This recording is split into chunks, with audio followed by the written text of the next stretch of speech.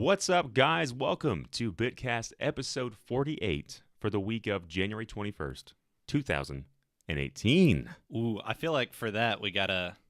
Hey, let's pop a cold one real quick. Coors Banquets, baby. Oh, wow. You hear that? Yeah. That is nice. Happy 2018.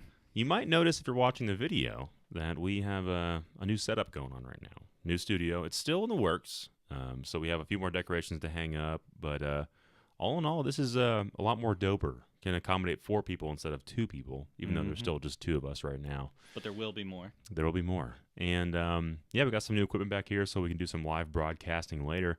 But we're so happy to be back. And, again, Matt, thanks for being on the show, sir. Dude, happy to be here. Yeah, man. So for those of you that have been waiting for us to come back, you might have caught a few big things that have happened since December. It's been, I think the Last Jedi was the last podcast we put up, which is just a dang shame. It's been too long, man. It's been way too long. So for this podcast, we're going to be discussing the Nintendo Direct Mini that happened on the 11th, and also the, whatever you would call that, just a regular Nintendo Direct right after. So yeah, I don't know how they make the distinction between mini or not mini. I feel like this had a lot of announcements. Yeah, the mini had way more announcements than the actual regular Nintendo Direct, but the regular one was a bit bigger of a deal, I think. Yeah, because it's just really weird. So before we jump into that, though, a little bit of housekeeping. Make sure to subscribe to the podcast. If you listen to it sometimes, you'll be alerted when we go live. We're recording a new podcast or new ones up. And then also, for 2018, we're doing something fun. Since we're close to our 50th episode, I'm going to grab this real fast. You might notice, for people that aren't watching, I have a beautiful Super Nintendo Classic. Or SNES Classic, as I like to call it. Wait, Jake, I thought you already had a Super Nintendo Classic. Oh, I do. This is actually going to be one that we're going to be giving away on the 50th episode. What? Yes. So if you have not gotten your hands on one of these, or if you have and you just really want a second one, and you listen to this podcast, or you have friends that might want to listen to this podcast, be sure to tell them to subscribe. Or just check in with us, and we'll be posting stuff to our social media platforms like Facebook, Instagram, and the Twitters, which I'm not very good at. But it'll have details about when this giveaway is going to happen and what we're going to kind of do to make sure people can enter in that. It'll probably be something associated with sharing the podcast, but who knows? Yeah, so probably in the next 2 weeks, details coming out how you can get your hands on this prize. Oh yeah, so this is exciting. This is a $80 MSRP. This is a good little deal. But really, can you put a price on the amount of fun that you'll have? No, you cannot, Matt. Definitely not. You cannot. Dude, you were on it today, man. You're killing it. Best co-host ever. So now that we've got that out of the way, Matt, before we jump into all this other fun stuff, it's been a minute again. So we new games have come out. What are you playing right now? No new games. Oh my goodness. Well, I guess you can say I'm still playing Overwatch, of course. Still playing Breath of the Wild here and there. What do you think of the Overwatch League stuff real fast? I have not had a chance to really get into it that much. I've seen some of their stuff where they do like play of the week, and they have their, the sort of the highlight from that week's matches. But I'm still struggling to get into the competitive scene. So not like playing, but watching. Right. So I don't really have an opinion on it. I think it's really cool. I think it's awesome the fact that they are promoting this, and they have you can pick a team and get one of their skins that you can play with. And it's not just skins, right? Well, maybe it is. No, okay, so I might be thinking of like the Pro League where all their attacks are a certain color too. Oh, yeah. That's just for spectating and stuff like that. But, I thought that was awesome. But like, right really now cool. you can pick a team that you kind of want to subscribe to, and you can get a skin based on their team colors, which I think is cool. I haven't really got into it yet, but probably when it's all said and done, I'll watch like the championship or whatnot. But, okay. Yeah, I think it's cool. Dude, yeah. I don't know. It's crazy to think like how much stuff that Blizzard has done with Overwatch. Like, I don't have full numbers on this, but I know it was very like successful in terms of viewers and money and stuff like that. So pretty exciting. Yeah, I mean they're really pushing the boundaries of what esports are going to be in the future, and I mean I think they're doing great stuff. And they just put out the new map yesterday on console. Overwatch World, Blizzard World. Sorry, stupid Jake, stupid. And a bunch of new cosmetic skins as well, because they've been putting out like seasonal stuff for a while now, but this is like an actual upgrade to the base set of skins that they've done so far. Would you go to a Blizzard world? Like an actual physical location? Yes. I don't think so, just because Overwatch is the first Blizzard game I've really got into. So you have no connection to anything else? Yeah, my brother was asking what other games they had, and I just know World of Warcraft. Hearthstone. Is it Heroes of the Storm? Mm-hmm. Heroes of the Storm. Yeah, I mean, we're noobs when it comes to Blizzard, really. Any Blizzard fans are like, you guys are idiots. But I think this is to their credit that they released a game that is pulling in a bunch of people that have never really played any Blizzard games in the past. Right. So, I don't know. I think for me, I wouldn't go to that. But have you seen the Mario amusement park that they're making in Universal Studios? No, I've only heard of it. I don't really know what they're doing for sure. It looks very gangster. It's like a Mario Kart ride. I'm hoping for like a Luigi's Mansion ride, kind of spooky. Blast the ghost with your vacuum. Mm-hmm. That'd be cool. That'd be very Sorry, cool. I get off topic fast. So, what are you actually playing? You said Overwatch and Overwatch, Breath of the Wild, Odyssey still a little bit. But dude, I'm playing The Legend of Zelda Spirit Tracks right now.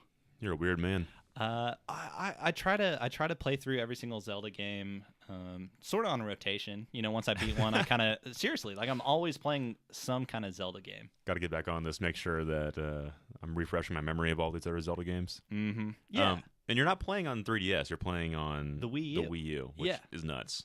Dude, it actually works extremely well. On the gamepad, you hold it vertically, and it's just got top screen, bottom screen, and all the controls are touch. Yeah. So it's actually more comfortable than a 3DS to play. I believe it. I believe it. Only issue is battery life and your proximity to the actual Wii U console. Yeah, because I feel like the gamepad had like 3 hours of battery life or something like that. Yeah, maybe. I would say 3 to 5. It's not great. And that's if you're just doing nothing on the screen. You're like using the touch screen and and only got the volume up all the way and all this stuff. Yeah, but it's fun. That's cool. I'm such a fan of Zelda that even the super flawed games I just enjoy. Mm-hmm. I mean, I love like, oh wow, this is really annoying, but they do some things really really well, which is fun to play. I think Zelda, unless it's like Zelda 2. I would pretty much have fun with any game. Yeah. That's a Zelda game. Yeah. They all have their strengths and weaknesses, I think. So for me, I've been kind of slacking too. I mean, obviously since it started the new year, there haven't really actually been any new releases yet. I think the end of January we're going to see some stuff, and then pretty much after that it's like month after month after month I have something planned I want to buy. Yep. I think this Friday there's actually Monster Hunter World, which looks interesting. Mm-hmm. I've never been a fan of those series, right? So I don't know if I'll pick that up. But Dragon Ball Fighter Z or Dragon Ball Fighters really looks really good for the Switch. No. Okay. This PS4. Yeah. Okay. Just from a graphical standpoint and gameplay standpoint, Josh, fellow co-host of the show, actually demoed the beta, and he said it was good. Man, I have not played a Dragon Ball Z game in years. Have you not seen this at all? No. Oh man, I'll send you. We'll check some footage after this, but it is a gorgeous game. Like it is, it looks. I don't know how to describe it. Like it's the best looking fighting or like anime game I've ever seen. Like it looks just like the anime. No way. It's nuts. Because I remember the games back on PS2 were cell shaded and just kind of. I mean, they look totally different from the cartoon. Yeah, but they looked kind of cool because it was almost like animated. You're like, oh, it's cell shaded, but it was kind of blocky and crappy looking. Like this looks really good. That's cool. It's nuts. I need to look that up because I mean, oh gosh, I haven't thought of those games in like a decade. They're not that memorable, but there's some good ones out there. Oh yeah. But for as far as that, man, I've been slinging the DLC of Zelda. I finally beat it. And I love it, man. Mm-hmm. I think you and I had talked about it at length. Yeah, about how there were some missed opportunities there. Yeah. I think they kind of they misled us a little bit, saying that it was going to be a new original story. I think Nintendo is loosely using that term. Yeah, like I was expecting a whole new path. Like we were going to follow Zelda, or we were going to follow somebody else. But it was kind of like, oh, here's just like some extra things we added to the same world that you were already in, and just go hit these shrines in this pretty big temple or divine beast. Yeah, I think the final say on it is if you liked Breath of the Wild, this is wonderful because it's more of the same. Yeah, which is great. I was super pumped to get back into it.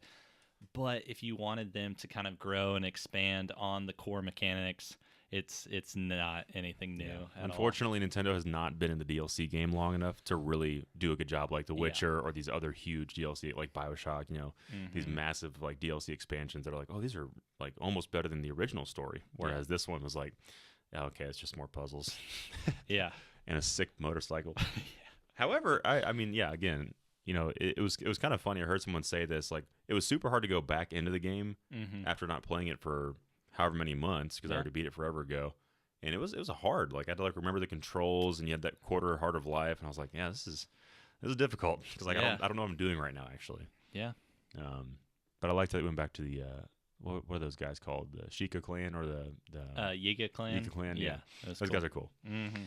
All right, and you guys already saw the drink of the show. It's Coors Banquet, but we're going to jump on over to our news segment, which really is just, and I apologize to anybody out there that's wanting more news than just Nintendo, but that's really all that's kind of happened in the first month of January. So we'll be back with more Nintendo news.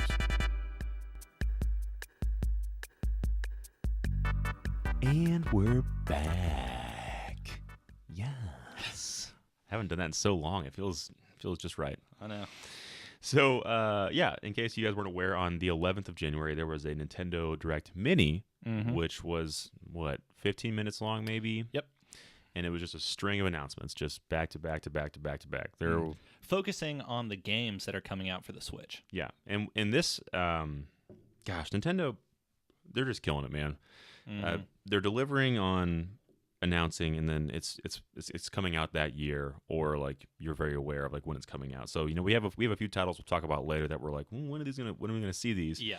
But this is a lot of like unexpected news. Like there's some okay ones in here, but there's some cool stuff. So I'm gonna run through this list, and we can talk about each one if you want to, or we can just skip over it if you don't want to talk about it. Let's do it. So the first one that got announced was The World Ends With You on Switch. Originally a DS game. A DS game. Developed by Square, similar to Kingdom Hearts art style. Like very same artist and everything like that. Really cool game. I played it on DS. Loved it. Good. Loved it, but the control mechanics were super complicated because everything was done by swiping on the DS pad. Gotcha. So, and they specifically announced that there was going to be multiple control methods, right? For that'll the be Switch nice. Version. That'll be nice. But that was like, you had to like do specific like signs or symbols on the page to make the attacks happen. And I can't describe it. It's kind of like a RPG in the sense you collect these pins to do different moves. But really excited this is coming to Switch. Like this was not at all something I expected. Yeah, it kind of seemed like a cult classic on the DS, sort of out of nowhere. So that's cool. I mean, I've definitely heard people talk about how much they enjoy this game. And it's not just like a port. Like it's gonna have like up-res graphics for kinda the Switch. Remastered. Yeah, it will have touch controls, and it has a new story addition. Cool. To the main story. So that's cool. Good for them. On the next one, we had Pokken Tournament, just DLC. So the first pack is available January 31st, and it has Aegislash, if you know who that is. The sword guy, right? Sword shield thing. Yeah. I mean, I think you're probably in the same boat, but I'm more partial to the original Pokemon. So when they announced Blastoise, I was hype. I was like, oh man, you could do Charizard versus Blastoise, which would be... Is Venusaur in there? Nobody plays Venusaur. It'd be a crying shame, though. It's like, come on, how are you going to have the two original starters and not the third one? But yeah, when they Aegislash, I was like, okay, cool. And then they had some legendaries. Rayquaza from, I think, that was from Emerald, or like Emerald, Ruby Pearl, Sapphire. No, Ruby Sapphire. Yes. Emerald. Sorry. Yeah. Groudon and Kyogre. And then Mimikyu, which is like the weird Pikachu bag thing that's like a new Pokemon. Yeah, which I feel is pretty cool. Yeah. Those are the support characters. But then the other one that's actually a fighter you can use is Blastoise. So Blastoise and Aegislash are the two actual fighters you can use. And then the other ones are support Pokemon. And you get Mew and Celebi as well. So I thought that was cool. Thought that was neat. I don't have this game. I don't intend on ever buying this game. I'm curious about it, but I don't think I'll actually purchase it. Yeah, I'm like waiting for a friend to have it and just try it one time. I'm also waiting for a friend to have it. I'm waiting for my friend to buy it. I think I know a few Pokemon fans out there that I can probably hit up and be like, hey, do you have this game? I'm gonna try it real quick. So that's cool. And so yeah, January 31st for the first pack, so the end of this month, and then sorry, I keep burping this course. March 23rd. The second pack, which has Blastoise. So my question is, if you don't have this game and you want to get everything that they've released, is that going to be full price, or is that going to be full price and beyond because you're buying the packs as well?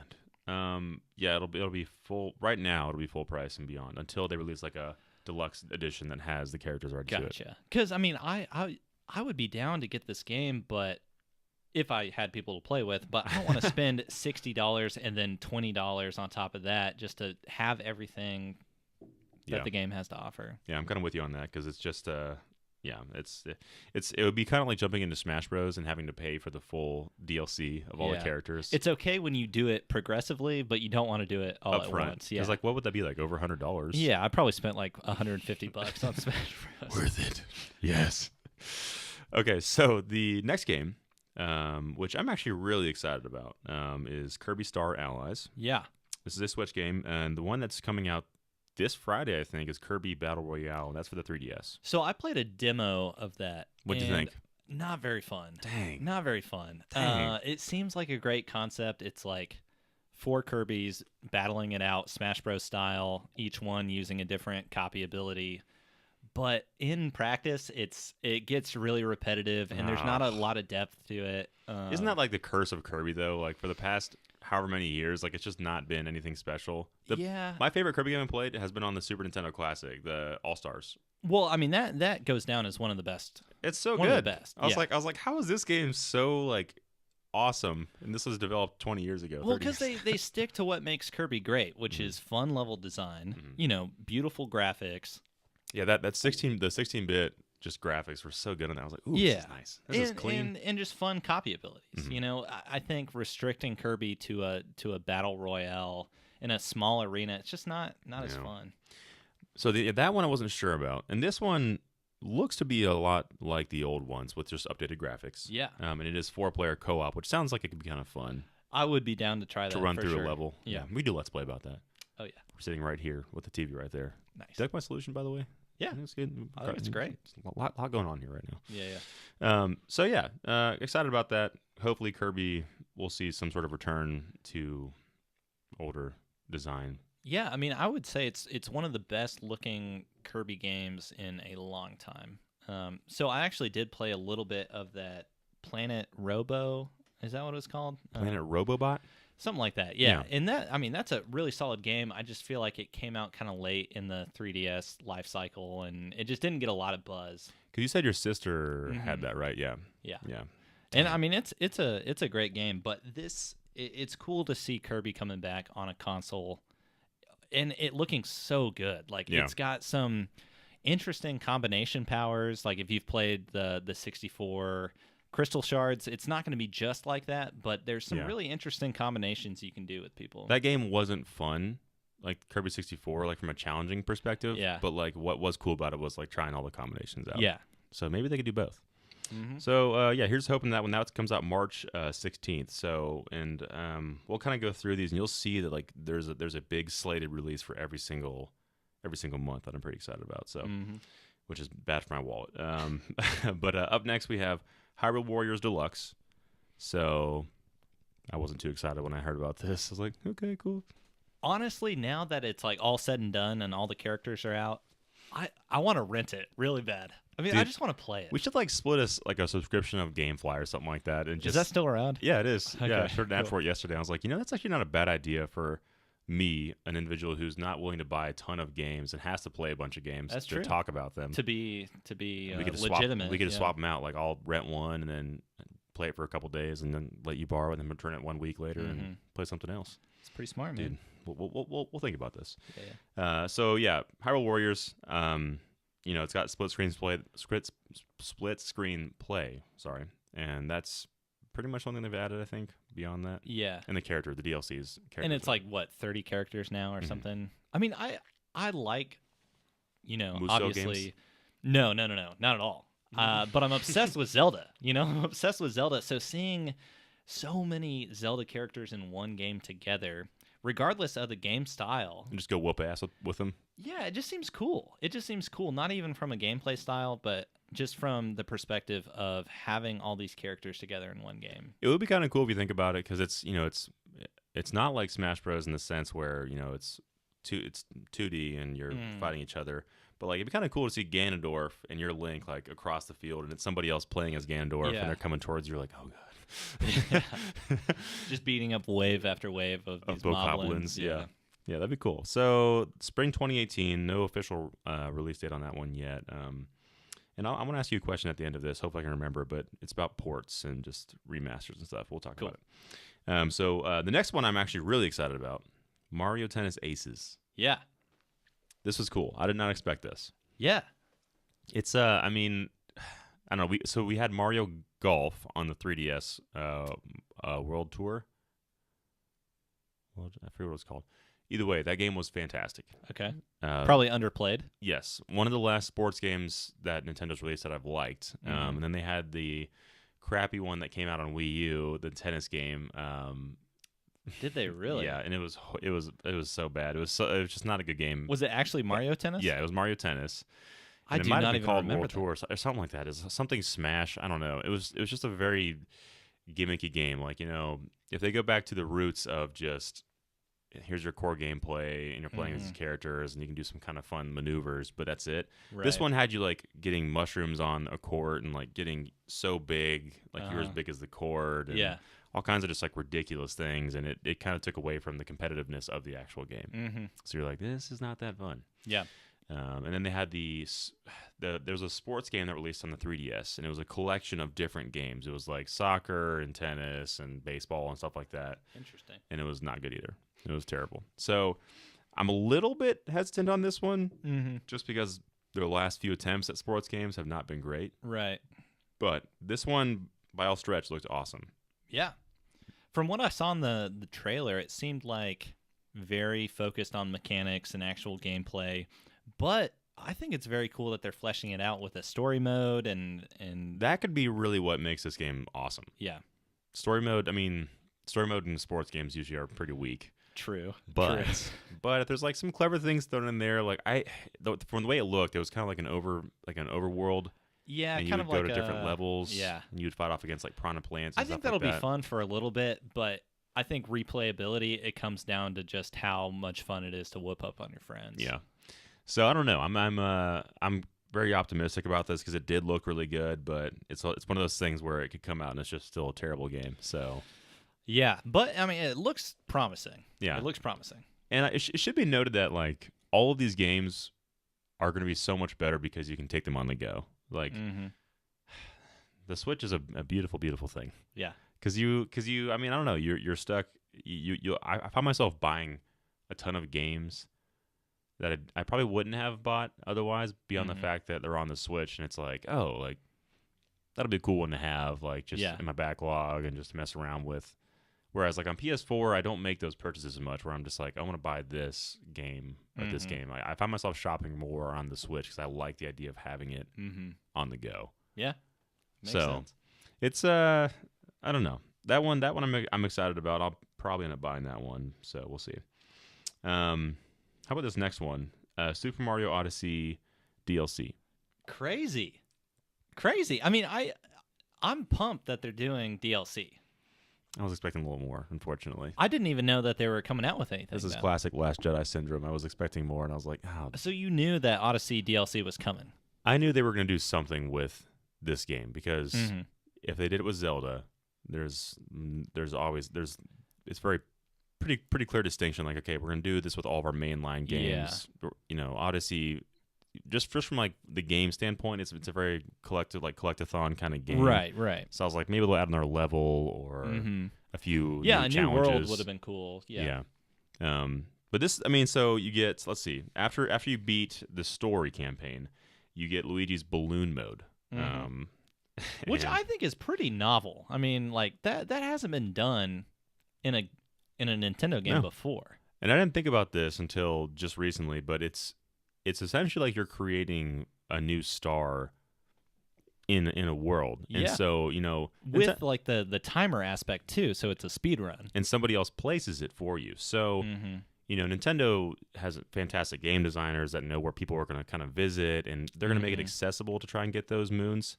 But this mode allows someone to get really creative and like put a moon or a balloon somewhere really hard in a stage. Yeah, so if someone doesn't know what this mode is, how would you explain it? So one person hides a balloon in a level, Mhm. okay, and they can go anywhere they want to, and I forget how long they have to do it, but they just jump around a level and platform, and they hide a balloon somewhere. So I don't know. Yeah, I don't know what the timing is, because if you have 30 seconds to find it, you couldn't have more than 30 seconds to hide it, could you? You know, what if Probably you not. had? Yeah, I don't know.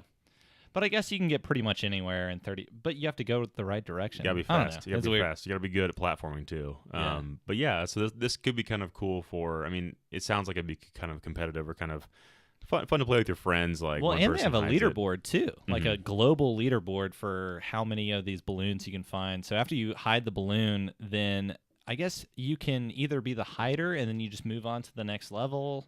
Yeah, and I think it could be kind of like it downloads where you hid the balloon, and then Mhm. somebody else random could just Yeah.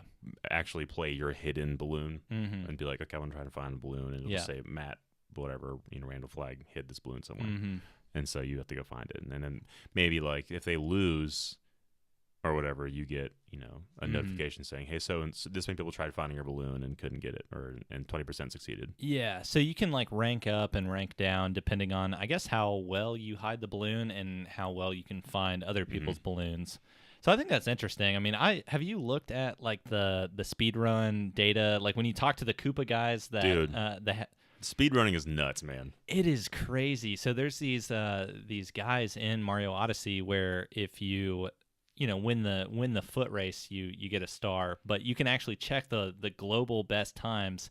It's nuts. And so you'll get 50, 60 seconds, and these guys have like 10 or 15 seconds. Like, I don't even know how they do it. And some of the later ones get really complicated. I remember like the Food Kingdom one or the Mhm. Luncheon Kingdom. That one gets really complicated with like platforming. I've Really? seen people do it, and I'm just like, I don't know how do you even know to How do do you that? even do that? Yeah.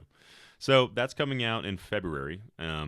No official day yet, which is I found odd, but nonetheless, pretty cool. So I mean, again, I've kind of fallen off Mario Odyssey, which is a shame. Right. Well, how many did you finish it? No, I got like 678 to 700 moons, I think, and I was just like, oof. Yeah. I was like, I am. You were grinding though. Yeah. Dude, what I've done is I beat the main story in like a week, walked away, and now I'll boot it up for maybe 30, 40 minutes at a time, and I have a blast every single time. Go find a few moons. Yep. And you're like, I need to do that, and I know we'll have fun. The game's Yeah. awesome. Like it's designed so well. It's Yeah. just like, yeah, I think I was burning myself out. You tried too hard, man. I was moon chasing way too much. Yeah, I'm probably still at like 400 or something, 300 or 400. And the hard part about this game is, well, not the hard part. What I'm making it harder on myself. Like normally, if I'm struggling this much to find stuff in the game, like I'll go to a guide. So for Zelda, I would go to guides for shrines. Yeah. Later in the end game, I got to like 90 something shrines. I couldn't find the last 30. I was like, I have no idea where these are. Right. But for this one,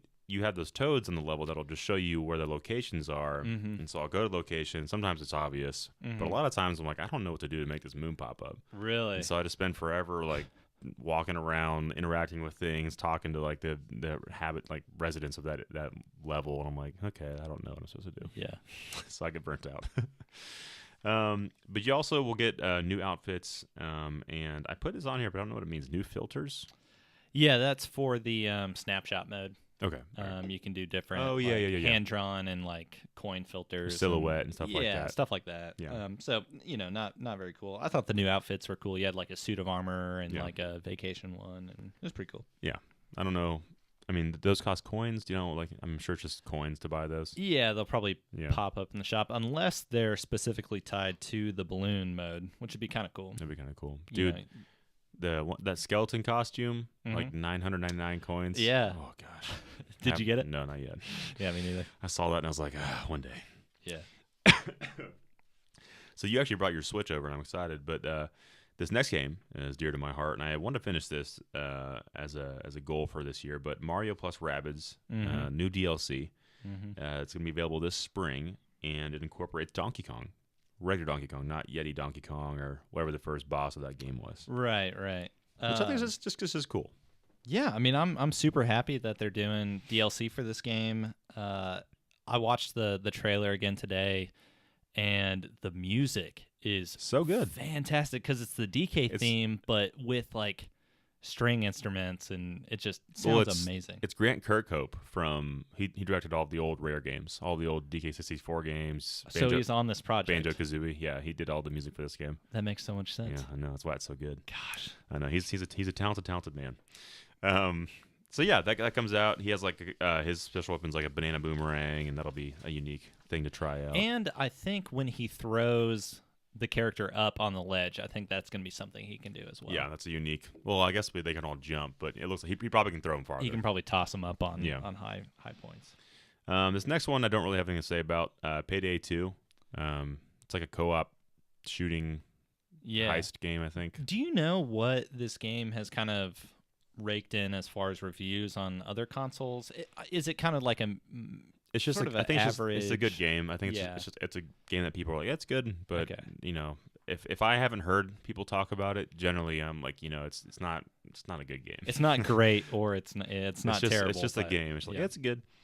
So this is coming to Switch, which, you know, not to play this down, I think it's super important to note that we're getting like mature shooting games and like these dark M-rated games where it's like, oh, okay, Nintendo's willing to bring M-rated games to their platforms again. Yeah, it's like they're not afraid to tarnish you know, their system with these adult-oriented games. I mean, this one, you're clowns like with like, you know, your hitmen clowns with like clown masks on, killing people. So it's like, okay, that's more adult. I like and the fact that one of the first ports was Doom in the first place. I mean, that game is crazy violent. Well, and again, the strength of the Switch is 4-player co-op on this game. So you can, I mean, this will never happen, but if we all had copies of Payday, it'd be kind of fun to be able to like sit down and like run a heist or like play co-op together. Like that's I would appreciate that. Yeah, for sure. These next two, actually, I'm very interested in because they kind of seem more like games up my alley. The first one is Faye, and this comes out February 16th, and it is it looks kind of like Journey. Yeah. Where it's like super pretty music, and there's animals you interact with. What did you think about this when you saw this trailer? I was mixed on it. I am attracted to games with this kind of feel to it and this concept, but I don't know, something about the aesthetic seemed a little bit too muddled or too dark.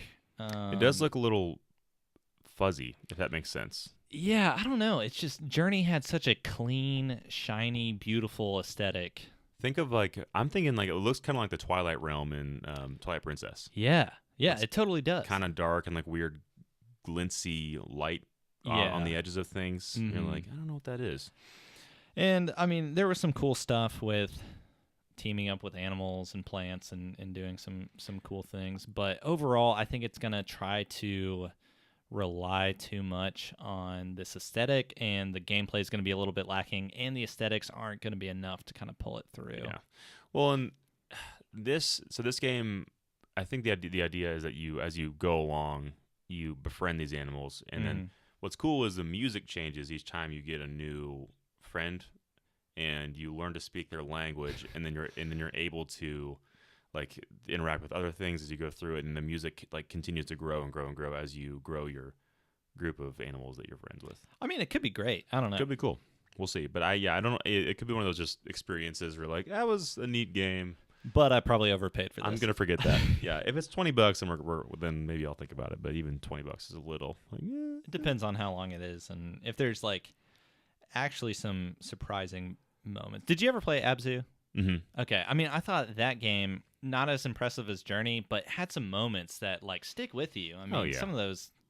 It's all timed. Like you enter into a new area, and then like the music changes, and the lighting changes, and there's like a huge dark object moving across in the background. You're like, oh my gosh, what is that? Yeah. So. And then you find out. Yeah. But then this next game, you might have recognized the art style. Celeste. It is the same people that made Towerfall Ascension. That makes so much sense. This game was very interesting to me. Music was cool.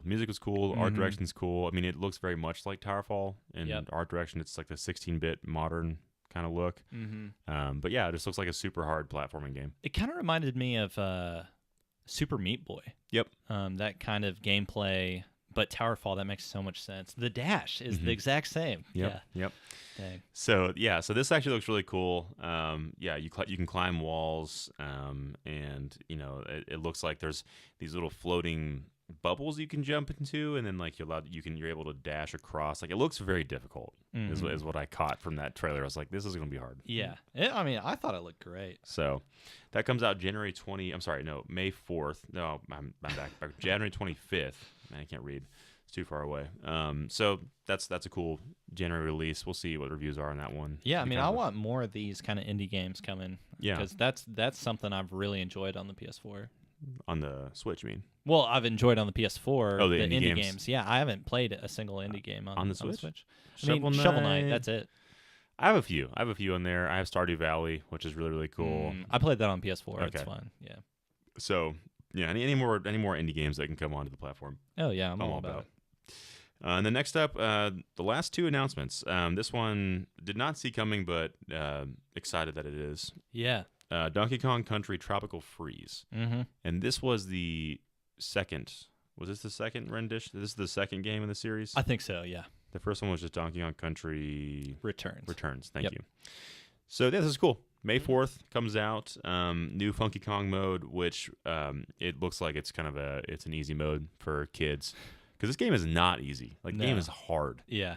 I remember the Returns game I beat, and I'm you know me, completionist. I had to get every single collectible in the level. Savage. Oh, it's nasty. Yeah. And then Tropical Freeze, I think, it was even harder in certain levels. I'm pretty excited because I think I maybe played Returns for a little bit, but never got very far in them, or I never owned them. So I might actually pick this up. Yeah, and I play all the way through on Funky Kong mode. Yeah, this is fun. I'm enjoying this. And it's 2-player co-op again, and you can play it on one Switch, which is kind of cool. So, if you wanted to play with somebody else, a really, really hard platformer on a screen this big, you could sit there and try to get across the map. Yeah. I just thought it was funny how Nintendo chose to announce this. They're like, and introducing new character Funky Kong. He can double jump, hover, land on spikes, roll infinitely.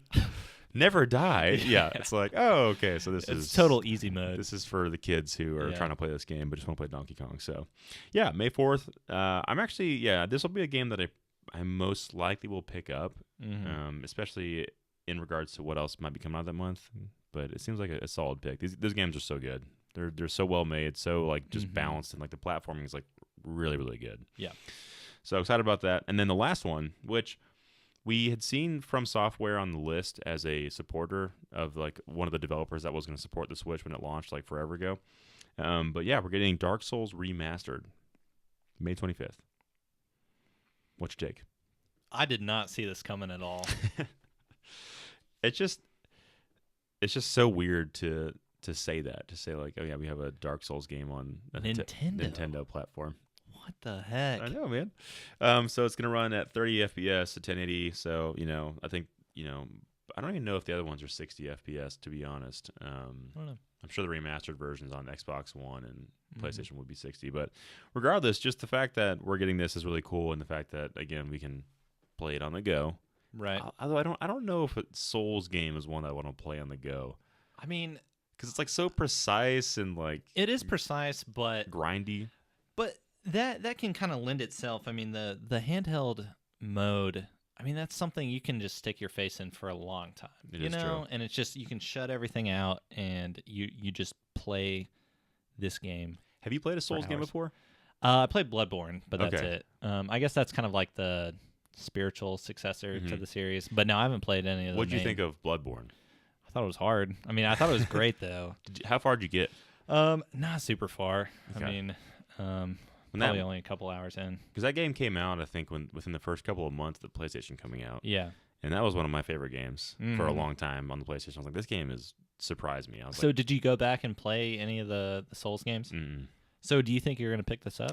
I don't know. Because I know the original Souls games were way slower and a lot more calculated, where you have to like kind of block and wait for like an opening to hit them. And I liked Bloodborne because I could kind of dodge around and kind of strike when I needed to. It just was a bit faster for me. So do you think this game is going to get a Funky Kong mode?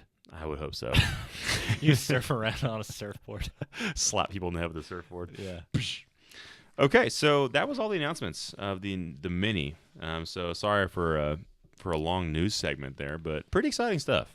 Yeah, I was kind of curious why we didn't hear anything about Metroid or Pokemon. I guess they're not coming this year.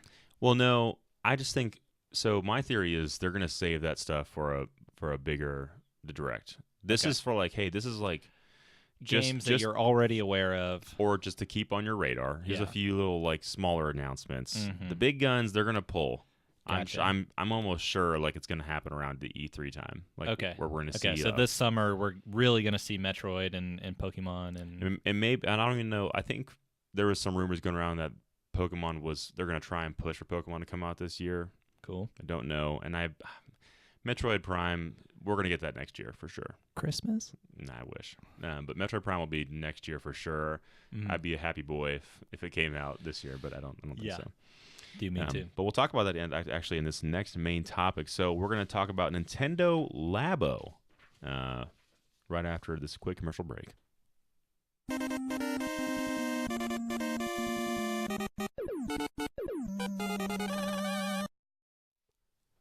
And we're back. Man, Nintendo. They got all kinds of good stuff coming for us. They're crazy, man. Except for Nintendo Labo. Yeah. So if you guys didn't catch this or didn't see anything on the social medias, Nintendo just this, when was this direct? Was this on Thursday last week or Wednesday last week? Something like that, yeah. They announced Nintendo Labo. Which was probably the last thing we were expecting. If anybody out there thinks that they saw this coming, you're lying. So for anybody that hasn't seen this yet, Nintendo Labo is essentially cardboard cutouts that you can then fold into objects like a fishing pole or a house or a camera or all kinds of little small things. And then you plug your different Switch peripherals, your two Joy-Cons, and the actual Switch screen into these cardboard cutouts that are three-dimensional, and they perform some sort of function together. Yeah. So to give you an idea of that, there's like a piano. Like I said, there's a fishing rod one where you stick one Joy-Con into the handle and then the other one into the little, whatever you want to call that. Reel that you twist. Cardboard reel. And then the actual like end of the cardboard has a string running from it that you attach to a little dock that has your Switch screen on it. So it looks like your hook's going into like the water on the screen. And it's crazy. You reel the fish out and it rumbles and all kinds of stuff. Yeah. So this is Nintendo Labo. Mm-hmm. And before this was announced, they specifically said the next announcement is going to be for those who are young and young at heart. So they did set. They set the expectation. That's they were good. like, hey, because I think they. So actually, let's back up. So like, what are your thoughts, Matt? I think it's kind of genius. Me too. It's not going to be for everybody. Nope. But I think from a technological standpoint, they're doing really cool stuff with the accelerometers, with the gyroscopes, with the IR camera. I mean, they're actually really pushing the technology on this stuff. Yeah, which is pretty even cool. Even though it's cardboard. But because it's cardboard, like that's even cooler. The Wii had this kind of plague of terrible plastic peripherals. Yeah. It's like, you like Wii Sports tennis? Get a plastic tennis racket to play Wii Sports. Baseball bat or a steering wheel. Which were so pointless. But the fact that it's cardboard and it comes flat and you build it yourself like a Lego set. I mean, it's definitely going to hit a certain market pretty hard, I think. For any family out there that has kids who are at an age to where they can kind of comprehend this stuff and it's interesting to them. I know they had like one of the main focuses was like an educational standpoint and like STEM or science, engineering, math, that kind of stuff. But like it's genius.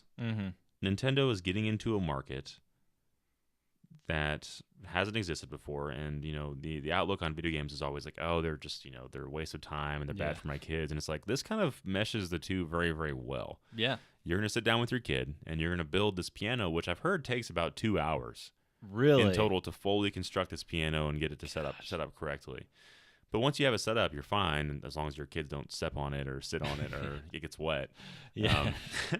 But it's just it's really interesting. Like no one could have predicted this. Yeah, and for anyone struggling to picture this, this is actually a cardboard piano that has the switch screen in front, which I guess you can put songs on, or I don't know Yeah. what the screen's going to be used for. I couldn't tell in the video, but it looks like when you hit a key, it interacts with whatever's on the screen. And I guess the speaker is going to be used from the Switch console itself. And it plays the note, the corresponding note that you hit on the piano, and it's actually accurate. And I don't know if you heard about the technology behind it, but it's literally the IR camera. The IR camera is shining its like laser, right? Mm-hmm.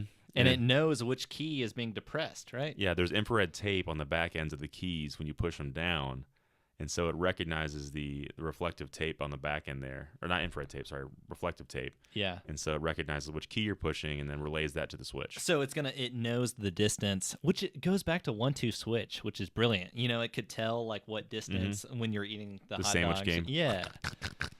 So it can tell the distance between the keys, so it knows which one you're pressing and it knows which note to play. It's smart. It's really smart technology. Do you think this was something that like they already had almost in development? They were probably like using cardboard cutouts to just test different peripherals that they could make for the Switch, and then like, you know what?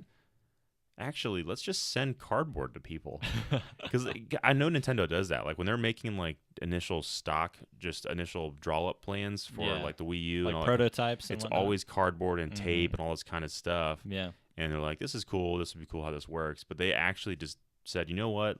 Instead of just spending a ton of money on production costs, let's just send cardboard cutouts.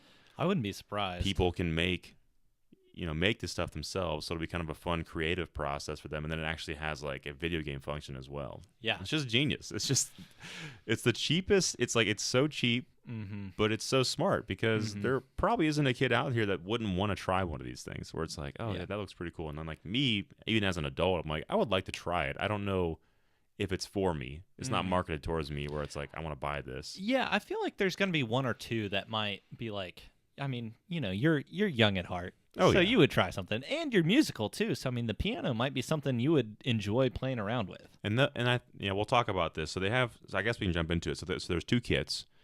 Toy-Con 1, which is the variety kit, and it has a piano, a fishing rod, an RC car, the house, and like a dirt bike, little dash that you plug everything into.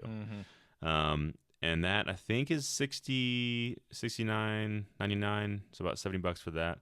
Okay. And then the second one is Toy-Con 2, which is the robot kit, which is the one, if I did get one, I'd probably snag the robot kit because it's just so cool. Yeah. And this one looks super intricate. It's you put a backpack on and a visor, so it's kind of they're toying with VR a little bit here, where you have the screen in front of your face, and then you have these things you put on your hands and your feet, and there's strings that run from this backpack to your arms or your hands, the things you're holding in your hands. And so it can recognize, like from a pulley system and like some more infrared stuff and whatever, that you're pulling one, so it'll know in game to move your right fist a certain distance and your left fist a certain distance and all this kind of stuff. So I don't know. And that one I think is a bit more expensive. I think it's like $80. So as far as these this variety kit, are they going to sell these separately? No. So the variety kit, you mean right now with this package it's set together, but you're saying like later will we see like just a sleeve of the fishing rod? I would be interested. I mean, the dirt bike sounds fun, you know, like that would be kind of cool to have, but I don't know, spending $70 on this whole kit would be, I mean, that's a lot of money. Yeah. And it's all cardboard, so you're like, What is the house? What does the house do? I don't know. They tried making it make sense. So you put the screen against the side of the house, and it looks like you're looking inside the house, sort of. And the Joy-Con is like the chimney. In the chimney. Right. And so I don't know exactly. Maybe it's like Tamagotchi or something. You have a little house of people that you can like decorate it maybe and like move things around, like, the house. So not sure about the house one. Yeah, it's kind of some of these we'll see what kind of use they actually have, and like some are probably like way more novel than others. Yeah. There's one, I think it's the RC car one, where it's pretty lame. It's kind of like those hex bugs things, you know? Right, that just kind of buzz and move around. They buzz and move. Yeah. So it uses the Joy-Con's HD rumble, and you can kind of steer it by pushing the right Joy-Con or left Joy-Con, and it'll go and it'll move across the floor. it's like, oh, that's cool. It's like I probably would use that once and be like, all right, I've experienced all I can with this one. But did you see that little guy that has like the Joy-Con on his back? Mm-hmm. It seemed like there was some kind of game that you play where you have to like make him drop down. Yeah. I don't know. Gosh, this is all so confusing to me. It could be. Yeah, I mean, this is like just initial, probably test kits and stuff. They think that would be the most fun. Right. But what excites me is like, what could they do for the next cardboard pack, and like, could they associate it with certain IPs? Sure. I've heard someone else say this in a podcast. And I thought it was really cool, but like a Luigi's Mansion like cardboard, vacuum or something like that. Yeah. And you have the VR headset again, and you can just kind of point your vacuum at stuff and suck things up. Well, so I'm even wondering what are people going to come up with on their own? You Mhm. know, like is there going to be some kind of developer software where you can make your own applications for these cardboard peripherals? I would hope so. Yeah. I would hope so. And then I think that's what makes the price on this a bit more understandable, where it's like you're not just buying cardboard. I mean, yes, you're buying cardboard, but it is you're buying the software for this, and like maybe there is like a creative mode where you can just say, okay, I want right Joy-Con to have this function, right, left Joy-Con to have this function, and these controls need to show up on the screen for me to be able to interact with it or whatever. I know. I wonder if like I don't know if you call it the homebrew society or like the pirates out there. I mean, they're going to be able to give you the plans to the cardboard where you don't have to buy it yourself. Or even, I mean, literally, you just buy the cardboard set. One person has to buy it, and then you just copy the cardboard cutout design, and then you just.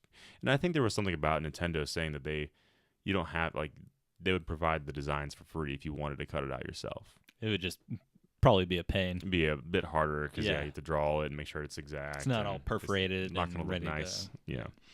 So, yeah, this just really caught me off guard, but I think this is a really cool step for Nintendo, and they've kind of captured the core audience of Nintendo fans that already have the Switch, and they're like you and me, we're already in, we love it, we know exactly what it's for, and we like it for that. But then they were like, this new generation of kids, like they like the Switch. I was like, but how can we convince like their parents to also get on board with this idea? Yeah. And it's like, oh, if it's educational and my kid likes robotics, like this is a perfect thing. And even more than that, like think about schools. Like what if schools who did have like a robotics program or like a STEM program are like, hey, we bought a few Labo kits and we want you guys to try and build this today and see how that works and like explain how you think it works. Yeah, it's got that real world building aspect, which I mean I think it's going to be a big hit at Christmas and things like that. Well, this is comes out 4/20, baby. April 20th. Nice. Yeah, nice. 4/20, nice. Blaze it. So yeah, I'm excited about that. And then to kind of close out the podcast, I just wanted to talk, now that we've kind of gotten a lot of Nintendo's game plan of releases, what do you expect from Nintendo in 2018 that we haven't heard of yet? So to get this ball rolling a little bit, we know there's Metroid. Yep. We know there's Pokemon. And there's not much else beyond that. Like, Pikmin 4, Yoshi hasn't really gotten that's true. Official release date yet, so we'll see kind of what that looks like. Smash Bros. It's inevitable. It's got to happen. Yeah. But have they actually confirmed it? But it's going to happen. There's been no news. It's going to happen. Smash 4 is coming to Switch. Yeah. This year. It'll be Smash 4 Deluxe. And it'll probably have all the characters. And maybe some extra. Do you think they would add more characters? I think they might add 1 or 2. Like, part of me doesn't think they will, though. That'd be cool. Yeah. It doesn't. I don't think they will, though, because if you look at Mario Kart Deluxe, they just took all the DLC from the old game and threw it in here, and that was it. What about Splatoon? What about the Inklings? I thought that was... They weren't... I don't think they were in the... They weren't in the Wii U version? Okay, that might be different then. I don't think so. I could be wrong. You might have got me on that one, but actually I'm not sure. I don't know either. I don't think because they had Splatoon, the original Splatoon on Wii U. It was Splatoon 2 and Mario Kart Deluxe. Okay, that they brought the Inkling in. Okay. That's what I'm saying. Whatever's hot on the Switch, they might be like, okay, this is a Switch game. Here's a Switch character. I would like to see Shovel Knight show up on. That would be dope. I would love that so much. But it could be like Nintendo Labo as a character. cardboard, Yeah. cardboard man, The robot guy. the cardboard man. Yeah, that'd be kind of cool. I don't know. So yeah, like what would you want to see from Nintendo still, like that we haven't heard about yet, That we haven't heard about yet. I mean, I do think. or if the stuff we do know about, like what are your predictions on like when we'll see those? Oh gosh. Yeah, a lot of questions there for you. Yeah, I don't know. I got to think about it. I mean, we need some serious information. My hopes for E3 is that we get. Do you think we'll get playable versions of Pokemon and Metroid, or just a trailer? It'll be just initial. I'm thinking artwork. I'm thinking like we'll get. Come on, something more than that. We'll get like a quick cinematic trailer, and that's it. It's not gonna be anything. We literally all we saw was the guy sitting in his office saying, "I'm working on a Nintendo game for the Switch."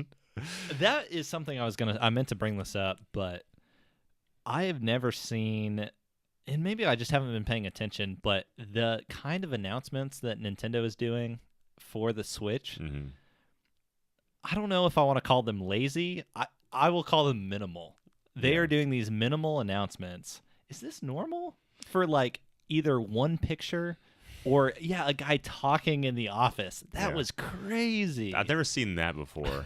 I've seen the one picture.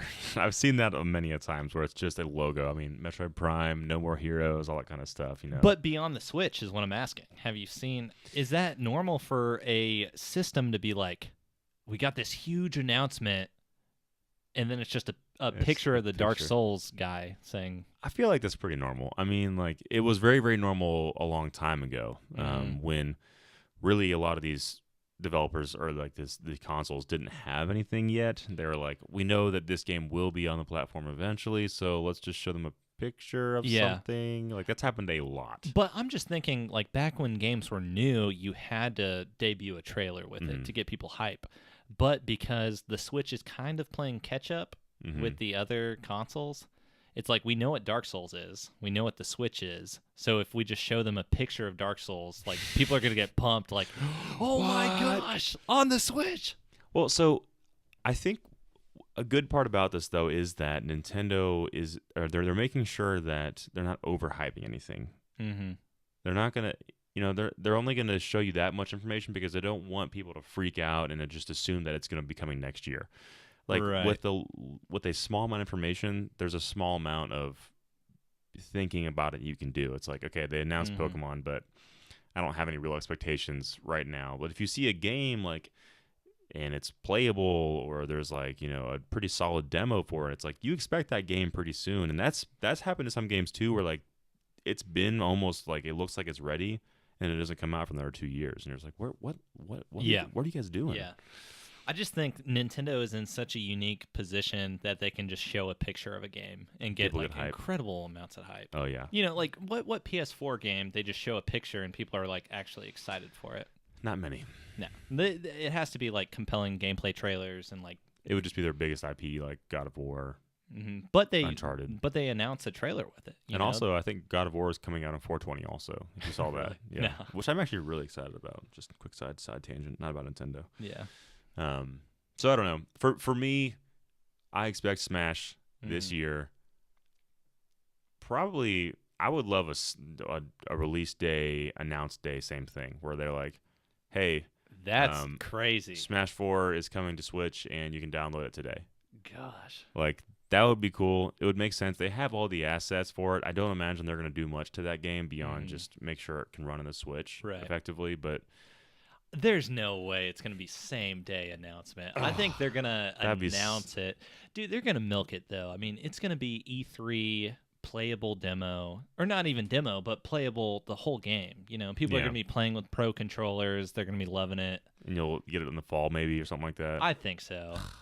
Nah, I'm more hopeful. I want it sooner than that. Have they ever done a same-day release for something that big? No. They've done characters and they've done little stuff. But. Oh man. Animal Crossing. There's like a potential. We'll see something about that this year probably. But just speculative. Yeah, speculative. And I imagine. I hope we'll see some gameplay stuff of the stuff they talked about last year. So Metroid and I just said it a second ago. Metroid and Pokemon? Pokemon, yeah.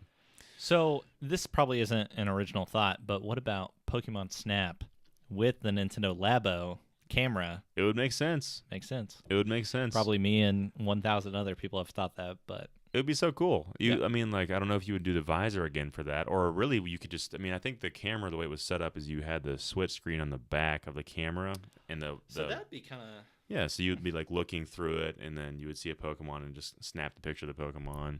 sounds pretty fun. It makes sense. Yeah. Only problem is like if you turn around in a circle, if you're like trying to turn and like make sure you see a Pokemon behind you, could be pretty annoying pretty fast. We'll see. We'll But see. I mean, it could be on rails like normally. You Yeah. just look left, look right. Yeah. Put that one in the books. We'll see if that one comes true. Make it happen, Nintendo. But again, yeah, partying with the IPs with the Labo would be cool. Mhm. We'll probably see a bit more about Labo, honestly, I think at E3 or like a later date. Like they're gonna probably say like, hey, here's Labo, and like here's a few new things that we're teasing for next year, or like our next variety pack will include this stuff. Because there was a lot more. Like the variety pack only has a few things, but there was a lot more stuff they were showcasing in that trailer. If you noticed, there was like a kick pedal and like Yeah, was that drums or what? yeah, was I don't that? know. Yeah, So there's more that they're gonna release. We Mhm. haven't seen it all yet. yeah.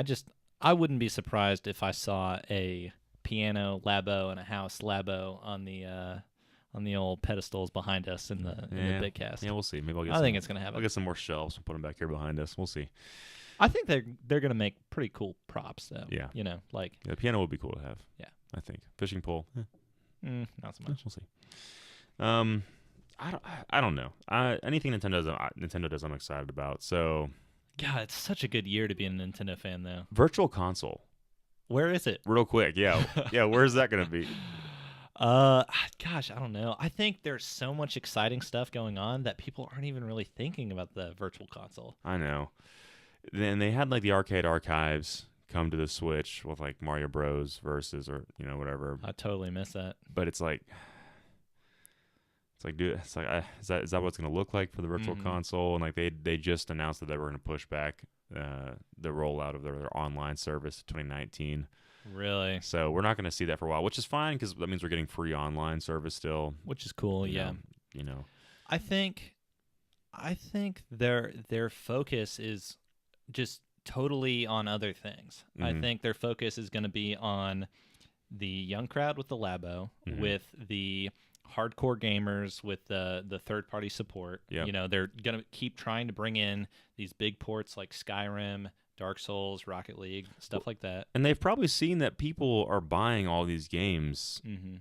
and they don't care. Like I'm buying so many more games on Switch because of like what I talked about earlier. Yeah. Where it's like, oh, the novelty of having this game on the go is worth the extra $20 or worth $20. And I would be upset with Nintendo for doing this if it wasn't for the fact that they are supporting their core fans so well. Mm-hmm. With Zelda, Mario already out in the In first the first year. That is insane. I think they sold. I forget what the official numbers were for its first like 10 months, but they sold I think like 14 million or like a little bit. So they basically surpassed the Wii U lifetime sales already. And Kimishima's already come out and stated that he wants to sell 20 million this year. So double essentially what they've already sold. And they can probably do it. And we've got the first Metroid game in how long? Metroid 3 Yeah. was Forever ago, 2008, 2007 probably. So about 10 years ago. That's insane. And then the first ever mainline console Pokemon game. Mm-hmm. And who knows? Like that game is gonna make the Switch sell like gangbusters if it is like truly, If they do it right. truly a Pokemon successor, like an RPG. Like finally, they've moved from a handheld to a hybrid handheld that looks like a console game. Yeah. And like good graphics. Like holy crap, this is Pokemon on a whole new level. Yes. I mean, it's just like Zelda. It's just like Zelda. It's like holy crap, this is Zelda on a whole different level. Mm-hmm. It's open world. I can go wherever I want to now, Yeah. and I can climb anything. Yeah. Mario's kind of similar. Same, they did some new things here and there, but this Nintendo. We talked about this before, but Nintendo's just they're just changing their base. I saw. Sorry, I'm side tangent. I think Miyamoto said when he's looking for new developers to work at Nintendo, he's looking for people with very different likes and interests. and different mindsets. You know, Yeah. he's like he doesn't want Nintendo or Mario fans. He does. Like it's great that if you like Nintendo, he's like, but I don't want people that just love my games and want to make games just like them. He's like, I want people that are going to come on here and do something completely different than what I've done in the past. That's awesome. And so that's why we're seeing, I think, a lot of this, because you have some new developers and new people working on these games that are like, we should try this. And so far, it's been very successful for them. So here's the hoping for a strong 2018, and it looks like we'll have some more. I mean, I love the directs because they come like every month or so, and so Yeah. Do we have a confirmed time for the next one, or they like pinned it down to like someone on Reddit figured out that like Nintendo has a schedule to when they do their directs now. It's like 11 days between the mini and like a main direct, and then like they're usually once a month. So like usually when a mini one happens, you'll know that the main one's coming shortly after. But basically the one coming during E3 is going to be insane. I would hope so.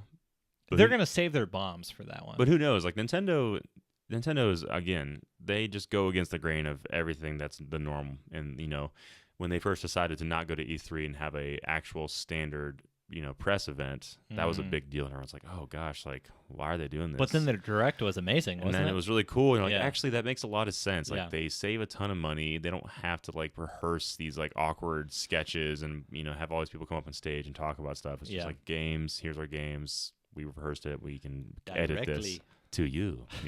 That was a Iwata birthing right there. So I don't know anything else for Nintendo. I don't think so. I mean, I'm just super excited for whatever they throw our way. Yep.